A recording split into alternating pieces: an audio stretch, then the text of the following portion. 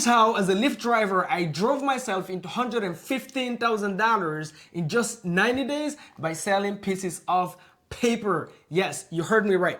Before you run away, listen to me. No, I didn't sell anything illegal in my car, nor did I drive more hours, nor did I go crazy and started picking up more passengers than my car can fit. Here's what I did.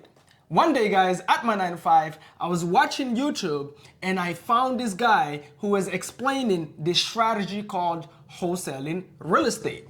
What is wholesaling real estate? Wholesaling real estate is essentially you going around and you find ugly houses and you negotiate with the homeowner a low price. Once you negotiate with them a low price, you put it under contract, then you take that contract, that piece of paper, and let's say, for example, you find somebody, handsome guy named Mamadou, and he's a fix and flipper, or he's a buy and hold investor. You go, hey Mamadou, I just got a property under contract on 123 Main Street, and I got it for $100,000, and after you fix it up, you can sell it for $300,000. But you know what, Mamadou? I'm not a fix and flipper. I don't want to deal with it. I don't want to manage people. I don't want to deal with the headaches of managing whole renovation projects, right?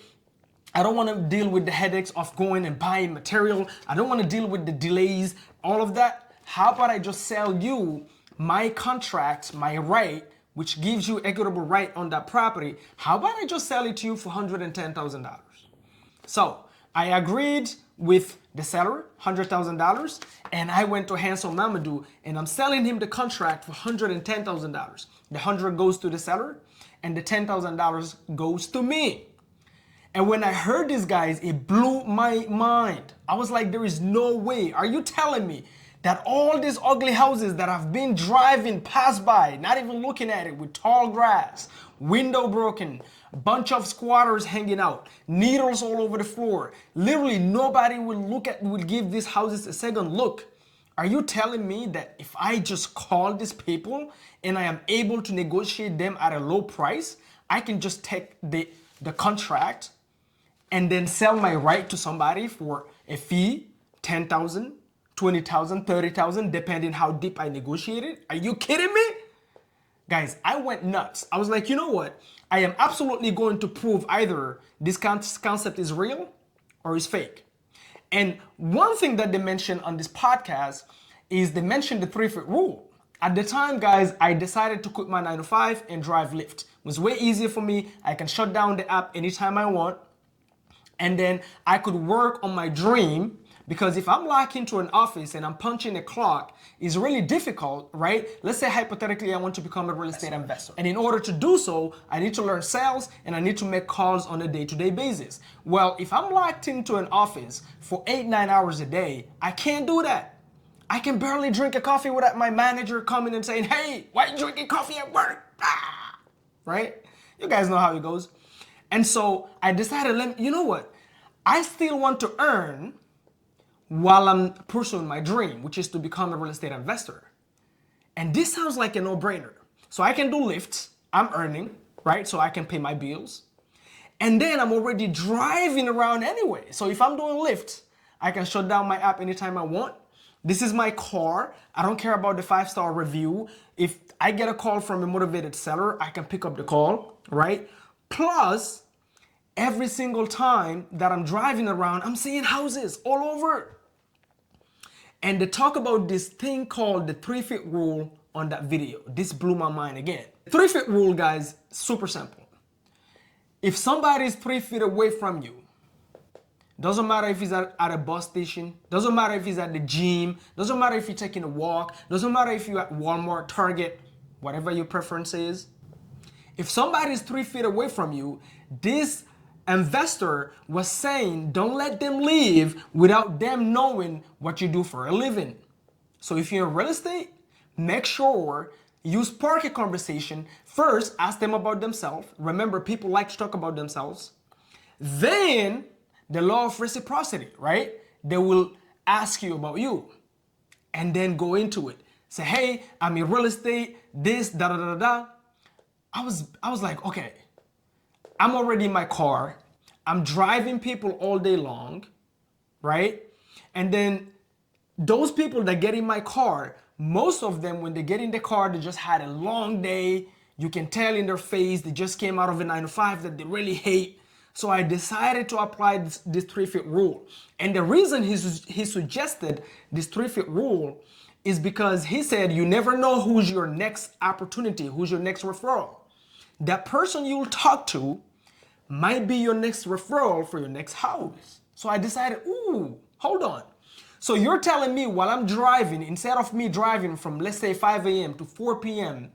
and not making any calls, I'm just driving clients and maybe potentially listening to music, I can actually be effective and kill multiple birds with one stone, right? So one, when people get in my car, I'm driving, I'm earning.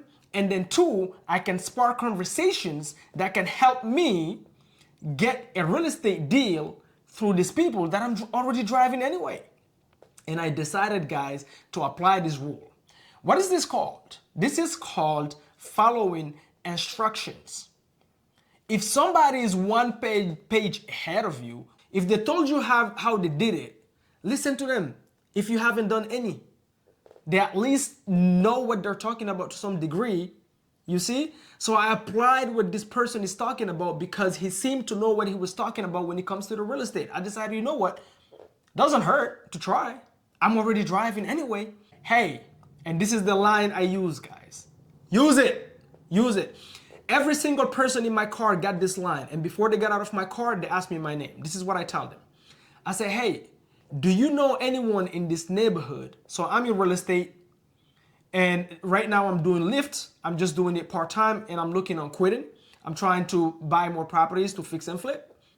Right? Do you know anybody in this area that maybe have a property vacant? Maybe they're looking to sell. Maybe they're going through foreclosure. Doesn't matter. If we end up getting the deal, we'll actually pay you a referral fee between $2,500 to $5,000 depending on the numbers. Guys, how many people that you know that are always looking for extra income because they're not making enough at their 9 to 5?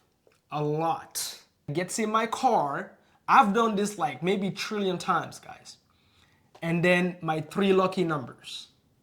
The first time that a guy said, hey, this was at BWI airport, I will never forget.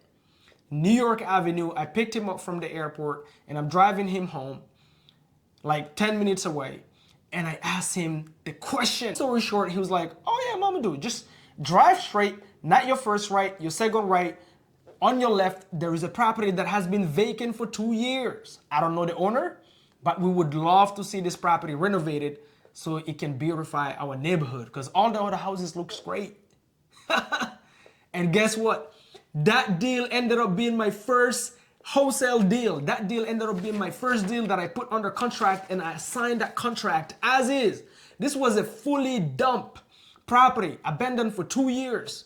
You had squatters in there, squatters shooting themselves, needles all over the floor. We didn't even flush the toilet. I assigned my contract and I made $68,000 assigning just a piece of contract. I was like, whoa, like, are you kidding me? Like this thing actually works?